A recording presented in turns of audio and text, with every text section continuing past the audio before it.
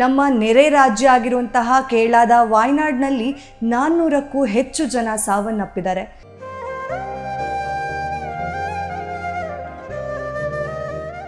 ಅಲ್ಲಿನ ಪ್ರತಿಯೊಂದು ಜೀವಿ ಕತೆ ಕೂಡ ವ್ಯಥೆ ಆಗಿದೆ. ಅಲ್ಲಿನ ಪ್ರತಿಯೊಂದು ವ್ಯಕ್ತಿಯ ಕತೆ ಕೂಡ ನೋವಿನ ಕತೆ ಆಗಿದೆ. ಕಾಳಿ ನದಿಯ ಮೇಲಿರುವಂತಹ ಮೇಲ್ಸೇತುವೆ ಏನಿದೆ ಅದು ಬಿದ್ದಿದೆ.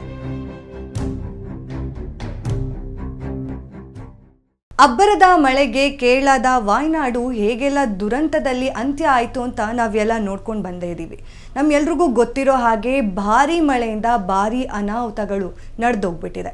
ನಮ್ಮ ನೆರೆ ರಾಜ್ಯ ಆಗಿರುವಂತಹ ಕೇರಳದ ವಾಯ್ನಾಡ್ನಲ್ಲಿ 400ಕ್ಕೂ ಹೆಚ್ಚು ಜನ ಸಾವನ್ನಪ್ಪಿದ್ದಾರೆ. ಅಲ್ಲಿನ ಪ್ರತಿಯೊಂದು ಜೀವಿ ಕತೆ ಕೂಡ ವ್ಯಥೆ ಆಗಿದೆ. ಅಲ್ಲಿನ ಪ್ರತಿಯೊಂದು ವ್ಯಕ್ತಿಯ ಕತೆ ಕೂಡ ನೋವಿನ ಕತೆ ಆಗಿದೆ. ಇನ್ನು ನಮ್ಮ ರಾಜ್ಯಕ್ಕೆ ಬರೋದಾದರೆ ನಮ್ಮ ರಾಜ್ಯದಲ್ಲಿ ಕೂಡ ಭಾರೀ ಮಳೆ ಆಗ್ತಿದೆ. ವರುಣನ ಆರ್ಭಟ ಮುಂದುವರಿತಾ ಇದೆ.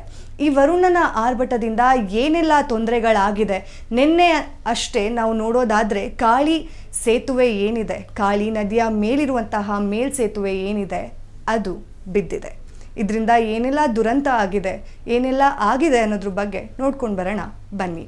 ಕಾರವಾರದ ಮೂಲಕ ಸಾಗುವ ರಾಷ್ಟ್ರೀಯ ಹೆದ್ದಾರಿ 66ರಲ್ಲಿ ಕಾಳಿ ನದಿಗೆ ಅಡ್ಡವಾಗಿ ನಿರ್ಮಿಸಲಾಗಿದ್ದ ಸೇತುವೆ ಮಂಗಳವಾರ ತಡರಾತ್ರಿ ಕುಸಿದು ಬಿದ್ದಿದ್ದು, ಘಟನೆಯಲ್ಲಿ ಲಾರಿ ಚಾಲಕನೊಬ್ಬ ಗಾಯಗೊಂಡಿದ್ದಾನೆಂದು ತಿಳಿದುಬಂದಿದೆ.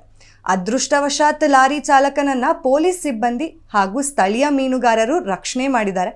ಗಾಯಗೊಂಡಿರುವ ವ್ಯಕ್ತಿಯನ್ನ ಕೇರಳ ಮೂಲದ ರಾಧಾಕೃಷ್ಣ ನಾಳಸ್ವಾಮಿ ಅಂತ ಗುರುತಿಸಲಾಗಿದೆ. ಈಗ ಆ ವ್ಯಕ್ತಿ ಆಸ್ಪತ್ರೆಯಲ್ಲಿ ಚಿಕಿತ್ಸೆ ಪಡೆದುಕೊಳ್ತಿದ್ದಾರೆ. ಇನ್ನು ಘಟನಾ ಸ್ಥಳಕ್ಕೆ ಉತ್ತರ ಕನ್ನಡ SP ನಾರಾಯಣ ಭೇಟಿ ನೀಡಿದ್ದು ಘಟನೆಯ ಬಗ್ಗೆ ಮಾಹಿತಿ ನೀಡಿದ್ದಾರೆ. ಒಂದೇ ಲಾರಿ ಬಿದ್ದಿದೆ, ಬೇರೆ ವಾಹನಗಳ ಮಾಹಿತಿ ಸಿಕ್ಕಿಲ್ಲ ಅಂತ ಕೂಡ ಅವರು ತಿಳಿಸ್ಕೊಟ್ಟಿದ್ದಾರೆ. ಅಬ್ಬರದ ಮಳೆಯಿಂದಾಗಿ ಕಾಳಿ ನದಿ ಅಪಾಯದ ಮಟ್ಟ ಮೀರಿ ಹರಿತಾ ಇದೆ. 41 ವರ್ಷಗಳ ಹಿಂದೆ ಈ ಸೇತುವೆಯನ್ನು ನಿರ್ಮಾಣ ಮಾಡಿದ್ರಂತೆ.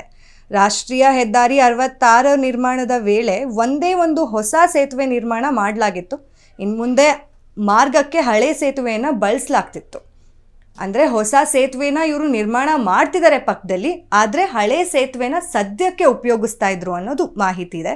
ಮುಖ್ಯಮಂತ್ರಿ ಸಿದ್ದರಾಮಯ್ಯ ಅವರು ಕಾಳಿ ನದಿ ಸೇತುವೆ ಕುಸಿದು ಬಿದ್ದಿರುವ ಕುರಿತು ಉತ್ತರ ಕನ್ನಡ ಜಿಲ್ಲಾಧಿಕಾರಿ ಲಕ್ಷ್ಮೀಪ್ರಿಯಾ ಅವರಿಗೆ ಕರೆ ಮಾಡಿ ಕಂಪ್ಲೀಟ್ ಮಾಹಿತಿನ ಪಡೆದುಕೊಂಡಿದ್ದಾರೆ. ಜಿಲ್ಲೆಯಲ್ಲಿ ಎಲ್ಲ ಸೇತುವೆಗಳು, ರಸ್ತೆಗಳ ಸುರಕ್ಷತೆಯ ಕುರಿತು ಖಾತರಿಪಡಿಸುವಂತೆ ಹಾಗೂ ಯಾವುದೇ ಜೀವಹಾನಿಯಾಗದಂತೆ ಮುನ್ನೆಚ್ಚರಿಕೆ ವಹಿಸಲು ಮುಖ್ಯಮಂತ್ರಿಗಳು ಸೂಚನೆ ನೀಡಿದ್ದಾರೆ. ಸಂಕಟ ಬಂದಾಗ ವೆಂಕಟರಮಣ ಅನ್ನೋದು ಬಿಟ್ಟು ಎಲ್ಲೆಲ್ಲಿ ಹಳೆ ಸೇತುವೆಗಳಿದೆ, ಎಲ್ಲೆಲ್ಲಿ ಜಾಸ್ತಿ ಮಳೆ ಆಗ್ತಾ ಇದೆ, ಎಲ್ಲೆಲ್ಲಿ ಅಪಾಯಕಾರಿಯಾದಂತಹ ಸ್ಥಳಗಳಿದೆ, ಘಟನೆಗಳು ನಡೆಯುವಂತಹ ಸಾಧ್ಯತೆ ಇದೆ, ಅಲ್ಲಿ ಎಲ್ಲಾನು ಕೂಡ ಸ್ಥಳೀಯ ಅಧಿಕಾರಿಗಳು ಸ್ವಲ್ಪ ಗಮನ ಇಟ್ಟು ಜಾಗೃತೆಯಿಂದ ಮುನ್ಸೂಚನೆ ಕೊಡಬೇಕಾಗತ್ತೆ. ಇನ್ನು ನಮ್ಮ ಜನಕ್ಕೆ ಹೇಳೋದಾದ್ರೆ ತುಂಬಾ ಮಳೆ ಆಗ್ತಿರುವ ಕಾರಣ ರಾಜ್ಯದಲ್ಲಿ ಅನಾಹುತಗಳು ನಮಗೆ ಕಟ್ಟಿಟ್ಟ ಬುತ್ತಿಯಾಗಿದೆ. ಇನ್ನು ನಮ್ಮ ಜನಕ್ಕೆ ಹೇಳೋದಾದ್ರೆ ನೀವೇನಾದ್ರೂ ಮನೆಯಿಂದ ಹೊರಗಡೆ ಬರ್ತಾ ಇದ್ದೀರಾ ಅಂದ್ರೆ ಸ್ವಲ್ಪ ಜಾಗೃತೆಯಿಂದ ಇರಿ. ಯಾಕಂತಂದ್ರೆ ನಿಮ್ಮ ಪ್ರಾಣಕ್ಕೆ ನೀವೇ ಹೊಣೆ ಆಗಿರ್ತೀರಾ, ಬೇರೆ ಯಾರು ಅಲ್ಲ. ಹೀಗಾಗಿ ರಸ್ತೆಗೆ ಬರಬೇಕಾದ್ರೆ ಸ್ವಲ್ಪ ನೋಡ್ಕೊಂಡು ಬನ್ನಿ. ಯಾಕಂತಂದ್ರೆ ಎಲ್ಲೆಲ್ಲಿ ಹಳೆ ಮರಗಳಿದಾವೆ, ಹಳೆ ಸೇತುವೆಗಳಿದಾವೆ ಅಂತ ನಮಗೆ ಗೊತ್ತಿರೋದಿಲ್ಲ. ಇದಾಗಿತ್ತು ಇವತ್ತಿನ ಸ್ಪೆಷಲ್ ಸ್ಟೋರಿ. ನೋಡ್ತಾ ಇರಿ ಗ್ಯಾರಂಟಿ ನ್ಯೂಸ್. ನಾನು ಚಂದನ. ಗ್ಯಾರಂಟಿ ನ್ಯೂಸ್, ಸುದ್ದಿ ಖಚಿತ, ನ್ಯಾಯ ನಿಶ್ಚಿತ.